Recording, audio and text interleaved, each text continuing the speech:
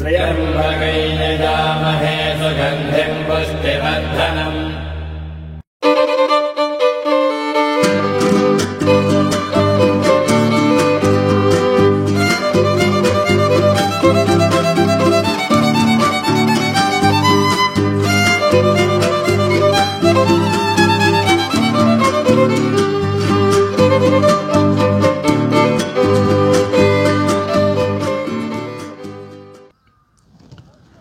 ನಾಲ್ಕು ಹಣವುಳ್ಳ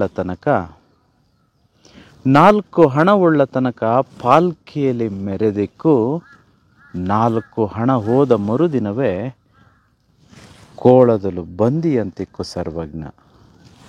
4 ಹಣ ಉಳ್ಳ ತನಕ ಪಾಲ್ಕಿಯಲ್ಲಿ ಮೆರೆದಿಕ್ಕು, ಅದೇ 4 ಹಣ ಹೋದ ಮರುದಿನವೇ ಕೋಳದಲ್ಲಿ ಬಂದಿಯಂತಿಕ್ಕು ಸರ್ವಜ್ಞ.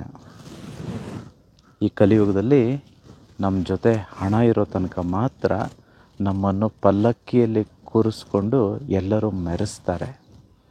ಯಾವಾಗ ಈ ದುಡ್ಡು ಹಣ ಇಲ್ಲದೆ ಹೋಗುತ್ತೋ ಅಲ್ಲಿಂದ ಆಚೆಗೆ ನಮ್ಮನ್ನು ಟಿಶ್ಯೂ ಪೇಪರ್ನ ರೀತಿ ಹೊರಗೆ ಎಸೆದು ಬಿಡ್ತಾರೆ. ನಾವು ಯಾರನ್ನೆಲ್ಲ ನಮ್ಮವರು ತಮ್ಮವರು ಅಂತ ನಂಬಿರ್ತೇವೋ ಅವರಿಂದನೇ ಹೆಚ್ಚು ನಮಗೆ ನೋವು ಉಂಟಾಗುತ್ತೆ. ಈ ಭೂಲೋಕದಲ್ಲಿ ಯಾರು ಇಲ್ಲದೆ ಇದ್ದರೂ ಬದುಕ್ಬಿಡ್ಬೋದೇನೋ, ಆದರೆ ಈ ಹಣ ಆಸ್ತಿ ಐಶ್ವರ್ಯಗಳು ಇಲ್ಲದೆ ಹೋದರೆ ಖಂಡಿತವಾಗಿಯೂ ಬದುಕೋದಕ್ಕೆ ಸಾಧ್ಯವೇ ಇಲ್ಲ. ನನ್ನ ಎಲ್ಲ ಪ್ರೀತಿಯ ಆಗರ್ಭ ಶ್ರೀಮಂತ ದೇವರುಗಳೇ, ಇಂದಾದರೂ ಮನಸ್ಸು ಮಾಡಿ 2025ನೇ ಇಸವಿಯಲ್ಲಿ 1 ಕೋಟಿ ಮಾಡಲೇಬೇಕು ಅನ್ನುವವರು ಇವತ್ತಿನಿಂದ ಪಣ ತೆಗೆದುಕೊಳ್ಳಿ.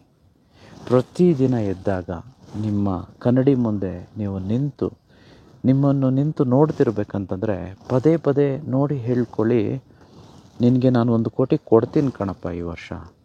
I will give 1 crore to you. I will make you happy. When you look yourself into the mirror every single day, tell yourself, affirm yourself that I will make you proud. I will give you that 1 crore for you. ಸಾಧ್ಯ ರೀ. ನಾವು ಅಂದ್ಕೊಂಡಿದ್ದೆಲ್ಲವೂ ಸಾಧ್ಯ. ನಾವು ಅಂದುಕೊಂಡಿದ್ದೆಲ್ಲವೂ ಯೂನಿವರ್ಸಲ್ಲಿ ಒಂದು record ಆಗುತ್ತೆ. ಹೇಗೆ ಬರುತ್ತೆ, ಯಾರು ಕೊಡ್ತಾರೆ, ಬಿಸ್ನೆಸ್ಸಲ್ಲಿ ಅಷ್ಟು ಲಾಭ ಬರುತ್ತಾ, ಏನಾಗುತ್ತೆ, ಇದೆಲ್ಲ ಚಿಂತೆ ನೀವು ಬಿಟ್ಬಿಡಿ. ನಮ್ಮ ಯೂನಿವರ್ಸ್ ಅನ್ನುವಂಥದ್ದು ಒಂದು ತಂದೆ ತಾಯಿಯ ರೀತಿ. ನಾವುಗಳು ಹೋಗಿ ನಮ್ಮ ತಂದೆ ತಾಯಿಗೆ, ಅಮ್ಮ ನನಗೆ ಈ ಊಟ ಮಾಡು ಅಂದರೆ ಮಾಡದೇ ಇರ್ತಾರ? ನನಗೆ ಈ ಬಟ್ಟೆ ಕೊಡಿಸು ಅಂದರೆ ಕೊಡಿಸ್ದೇ ಇರ್ತಾರ? ನನಗೆ ಆ ಟಾಯ್ ಬೇಕು, ನನಗೆ ಇನ್ನೇನೋ ಬೇಕು ಅಂದರೆ ಕೊಡಿಸ್ದೇ ಇರ್ತಾರ? ಅದೇ ರೀತಿ ಅಲ್ವ ರೀ ದೇವರು ಅಥವಾ ಯೂನಿವರ್ಸ್ ಅನ್ನುವಂಥದ್ದು. ನೀವು ಕೇಳಬೇಕು ಅಷ್ಟೇ, ಆ ಕೇಳೋದ್ರಲ್ಲಿ ನಂಬಿಕೆ ಇರಬೇಕು. ಅದನ್ನು ಕೊಡೋದಕ್ಕೋಸ್ಕರ ಯೂನಿವರ್ಸ್ ನಿಮಗೆ ಅವಕಾಶಗಳನ್ನು ಕಲ್ಪಿಸಿಕೊಡ್ತಾರೆ, ನಿಮಗೆ ಹಣದ ಮಾರ್ಗಗಳನ್ನು ತೋರಿಸ್ತಾರೆ. ನಾವು ಅದನ್ನು ಹುಡುಕೊಳ್ತಾ ಹೋಗಿ ಖಂಡಿತವಾಗಿಯೂ ನಮಗೇನು ಬೇಕೋ ಅದನ್ನು ನಾವು ಸಾಧಿಸ್ಬೋದು. ಈ ವರ್ಷ 2025ಲ್ಲಿ 1 ಕೋಟಿ ರೂಪಾಯಿ, ಮಿನಿಮಮ್ 1 ಕೋಟಿ ರೂಪಾಯಿ ಮಾಡಲೇಬೇಕು ಅನ್ನೋರಿಗೆ ಈ ಮುಂಬರುವ 26ನೇ ವರ್ಕ್ಶಾಪ್ ಆಗಿರುತ್ತೆ. ನಾನು ನೇರವಾಗಿ ನಿಮಗೆ ಅಲ್ಲೇ ಸಿಗ್ತೇನೆ. ಕಾರಾಗೃಹ ಅಂದಾಗ ನನಗೊಂದು ಜ್ಞಾಪಕ ಬಂತು. ನಾನು ಧ್ಯಾನದಲ್ಲಿರ್ಬೇಕಂದ್ರೆ ನನಗೆ ಅನಿಸ್ತು ನೋಡಿ, ಮರಣದಂಡನೆ ಕೊಡಬೇಕ್ಕಿಂತ ಮುಂಚೆ ಈಗ ಕಾರಾಗೃಹದಲ್ಲಿ ಒಂದು ಕೆಟ್ಟ ಕೆಲಸ ಮಾಡಿದವ್ರನ್ನ ಅಥವಾ ತುಂಬ ತಪ್ಪು ಮಾಡಿದವ್ರನ್ನ ಕಾರಾಗೃಹದಲ್ಲಿ ಹಾಕಿರ್ತಾರೆ. ಅವ್ರಿಗೆ ಮರಣದಂಡನೆ ಶಿಕ್ಷೆ ಆಗಿರುತ್ತೆ ಅಂತ ಭಾವಿಸೋಣ. ಆ ಮರಣದಂಡನೆ ಶಿಕ್ಷೆ ಕೊಡೋದಕ್ಕಿಂತ ಮುಂಚೆ ಸಪೋಸಿಂಗ್ ಇವತ್ತು ಗಲ್ಲಿಗೆ ಏರಿಸಬೇಕು ಅಂತ ಅಂದ್ಕೊಳ್ಳಿ. ಇವತ್ತು ಗಲ್ಲಿಗೆ ಏರಿಸೋದಕ್ಕಿಂತ ಮುಂಚಿತವಾಗಿ ಆ ಒಂದು ಕಲ್ಪ್ರೇಟ್ ಅಥವಾ ಯಾರು ತಪ್ಪು ಮಾಡಿರ್ತಾನೋ ತಪ್ಪಿತಸ್ಥನನ್ನು ಬಂದು ಪರೀಕ್ಷೆ ಮಾಡ್ತಾರಂತೆ. ಜ್ವರ ಏನಾದರೂ ಇದೆಯಾ, ಹುಷಾರೇನಾದರೂ ತಪ್ಪೋಗಿದೆಯಾ, ಎಲ್ಲ ಆರಾಮಿದ್ದಾರಾ? ಅಲ್ಲ, ಆಫ್ಟರ್ ಆಲ್ ಗಲ್ಲಿಗೆ ಏರಿಸೋದಕ್ಕೆ ಹೋಗಿರ್ತಿರ್ತಾರೆ. ಬಟ್ ಆದರೂ ಬಂದು ಅವನು ಆರೋಗ್ಯವಾಗಿದ್ದಾನ ಅಂತ ಚೆಕ್ ಮಾಡ್ತಾರಂತೆ. ಇದು 1ನೇದು. 2ನೇದು, ನಿನ್ನ ಕೊನೆ ಆಸೆ ಏನಂತ ಕೇಳ್ತಾರಂತೆ. ನೋಡಿ, ಆಫ್ಟರ್ ಆಲ್ ಈ ಕಲಿಯುಗದಲ್ಲಿರೋ ಒಂದು ಕಾರಾಗೃಹದಲ್ಲಿ ಕಡೆಗೆ ಪ್ರಾಣ ತೆಗಿಬೇಕಂತಂದ್ರೂ ನಿನ್ನ ಕೊನೆ ಆಸೆ ಏನು, ನೀನು ಹುಷಾರಿದ್ದೀಯಾ ಅಂತ ಕೇಳೋದಾದರೆ, ಇನ್ನು ನಾವುಗಳು ಈ ಭೂಲೋಕವನ್ನು ಬಿಟ್ಟು ಹೋಗುವುದಕ್ಕಿಂತ ಮುಂಚಿತವಾಗಿ ಆ ದೇವರು ಸಹ ನಮಗೆ ಅವಕಾಶಗಳು ಕೊಡೋದಿಲ್ವಾ? ನೀವು ಯೋಚನೆ ಮಾಡಿ ನೋಡಿ. ನಿಜವಾಗಲೂ ಯಾರಿಗೆ ಈಜು ಬರಲ್ವೋ ಅವ್ರು ನೀರಿಗೆ ಬಿದ್ದರೆ 3 ಸಲ ಅವಕಾಶ ಕೊಡ್ತಾನೆ ದೇವರು, ಭಗವಂತ ಬಿಡೋದಿಲ್ಲ. ಪದೇ ಪದೇ ಮೇಲಕ್ಕೆ ಎದ್ದೇಳಿಸ್ತಾನೆ. ನಿಮ್ಗೆ ಈಜು ಬರಲ್ಲ ಅಂತಂದ್ರೂ. ಜೀವನದಲ್ಲೂ ಅಷ್ಟೇ, ನಮ್ಮಗಳ ಜೀವನದಲ್ಲಿ ಎಷ್ಟೆಲ್ಲ ತಪ್ಪು ಮಾಡಿರಲ್ಲ ನಾವು. ತುಂಬ ತಪ್ಪು ಮಾಡಿರ್ತೇವೆ ನಾವು. ಎಷ್ಟು ತಪ್ಪು ಮಾಡಿದರೂ ಕ್ಷಮೆ ಕೊಡ್ತಾನೇ ಇದ್ದಾನೆ ಯೂನಿವರ್ಸ್.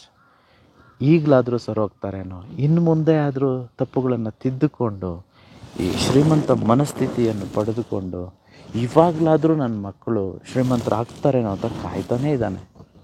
ಬಟ್ ಯಾಕೋ ಗೊತ್ತಿಲ್ಲ, ನಾವು ಪದೇ ಪದೇ ಮಾಡಿದ ತಪ್ಪನ್ನೇ ಮಾಡ್ಕೊಳ್ತಾ ಬಡವರಾಗಿ ಉಳ್ಕೊಂಬಿಟ್ಟಿದ್ದೀವಿ. ಚಿಂತೆ ಮಾಡಬೇಡಿ. ಇವತ್ತು ನೀವೀಗಿದ್ದೀರಾ ಅನ್ನೋ ಕಾರಣಕ್ಕೆ ನಾಳೆಯೂ ಹಾಗೆ ಇರಬೇಕು ಅಂತಂತೇನಿಲ್ಲ. ಇವತ್ತಿನ ನಮ್ಮ ಪರಿಸ್ಥಿತಿಗೆ ನಮ್ಮ ನೆನ್ನೆಗಳು ಕಾರಣವಾಗಿರುತ್ತೆ. ನಮ್ಮ ನೆನ್ನೆಗಳ ಒಂದು ಡೆಸಿಷನ್ಸು, ಏನು ಮಾಡಿರ್ತೇವೋ ನಿರ್ಣಯಗಳು, ಏನು ಅವಕಾಶಗಳು, ಇದನ್ನೆಲ್ಲ ಹೇಗೆ ಬಳಸ್ಕೊಂಡಿರ್ತೀವೋ, the choices we make, the choices we have made yesterday is what we are today. The right choices if we make today, the tomorrow is going to be beautifuller. So ಹಾಗಾಗಿ ನಮ್ಮ ನಾಳೆಗಳು ಸರಿ ಹೋಗಬೇಕು ಅಂತಂದರೆ ನಮ್ಮ ಇವತ್ತು ತುಂಬ ಚೆನ್ನಾಗಿ ನಾವು ಡೆಸಿಷನ್ಸು ಮಾಡಬೇಕು ನಮ್ಮ ಲೈಫಲ್ಲಿ. ಹೀಗೆ ಇರೋದಿಲ್ಲ, ಗೊತ್ತಿರಲಿ. ಚಿಂತೆ ಬೇಡ, ಆಲೋಚನೆ ಬೇಡ. ಖಂಡಿತವಾಗಿಯೂ ಇವತ್ತಿನ ದಿನ, ನಾಳೆಯ ದಿನ ನಾವು ಹೇಗೆ ಅಂದ್ಕೊಳ್ತೇವೋ ಹಾಗೆ ತಯಾರಾಗುತ್ತೆ. ಹಾಗಾಗಿ ನಾವು ಅದಕ್ಕೆ ವರ್ಕ್ ಮಾಡಬೇಕು. ಓಕೆ, ಹೇಗೆ ನಾವು ವರ್ಕ್ ಮಾಡಬೇಕು, ಹೇಗೆ ನಾವು ಹಣಕಾಸಿಗೋಸ್ಕರ ಮನಸ್ಥಿತಿಯನ್ನು ಹೊಂದ್ಕೋಬೇಕು, ಇದನ್ನೆಲ್ಲ ನಾನು ತುಂಬ ವೀಡಿಯೋಗಳಲ್ಲಿ ನಿಮಗೆ ತಿಳಿಸ್ಕೊಟ್ಟಿದ್ದೇನೆ. ಇನ್ನೂ ಹೆಚ್ಚು ವರ್ಕ್ಶಾಪ್ನಲ್ಲಿ, ಕಾರ್ಯಾಗಾರದಲ್ಲಿ ಹೇಳ್ಕೊಡೋದಕ್ಕೆ ಸಾಧ್ಯ. ನೇರವಾಗಿ ನಿಮಗೆ ಸಿಗ್ತೇನೆ. ವಿಶ್ವ ಆಶೀರ್ವಾದ, ಹಿಮಾಲಯದ ಒಂದು ಶಕ್ತಿ. ನಾನು ಸುತ್ತಮುತ್ತ ನೋಡಿ ಎಲ್ಲ ಕಡೆ ಐಸಿರೋ ಅಂಥದ್ದು ಎಷ್ಟು ಒಂದು ನಿಷ್ಕಳಂಕವಾಗಿದೆಯೋ ಗೊತ್ತಾ. ಇಲ್ಲಿ ಯಾರೂ ಜನ ಇಲ್ಲ, ಯಾವ ಡಿಸ್ಟರ್ಬೆನ್ಸು ಇಲ್ಲ, ಪ್ರಶಾಂತವಾಗಿದೆ. ಧ್ಯಾನ ಮಾಡೋದಕ್ಕೆ ಅದ್ಭುತವಾಗಿದೆ. ಐ ಆಮ್ ರಿಯಲಿ ಎಂಜಾಯಿಂಗ್, ಅಷ್ಟೇ ಹೇಳೋದಕ್ಕೆ ಸಾಧ್ಯ. ಸೊ ನೀವೆಲ್ಲರೂ ಬರಬೇಕು, ನೀವು ಇದನ್ನೆಲ್ಲ ಆನಂದ ಪಡ್ಕೋಬೇಕು, ಎಂಜಾಯ್ ಮಾಡಬೇಕು ಅಂತ ನಾನು ಕೇಳ್ಕೊಳ್ತೇನೆ. ಬರೋ ವರ್ಷ ನನ್ನ ಜೊತೆ ನೀವು ಬರೋದಕ್ಕೆ ರೆಡಿ ಇದ್ದೀರಾ ಅಂತಂದರೆ ಮೊದಲು ಕನಿಷ್ಠ 1 ಕೋಟಿಯನ್ನು ಈ ವರ್ಷ ಮಾಡಲೇಬೇಕು. 1 ಕೋಟಿ ಯಾರು ಮಾಡ್ತೀರೋ ಅವರೆಲ್ಲರನ್ನು ನಾನು ಸ್ವಂತ ಕರ್ಕೊಂಡು ಬರ್ತೇನೆ. ಓಕೆ, 26ನೇ ತಾರೀಕು ಸಿಗೋಣ. Thank you very much. ಆಹಾರ ಬ್ರಹ್ಮಸ್ಮಿ.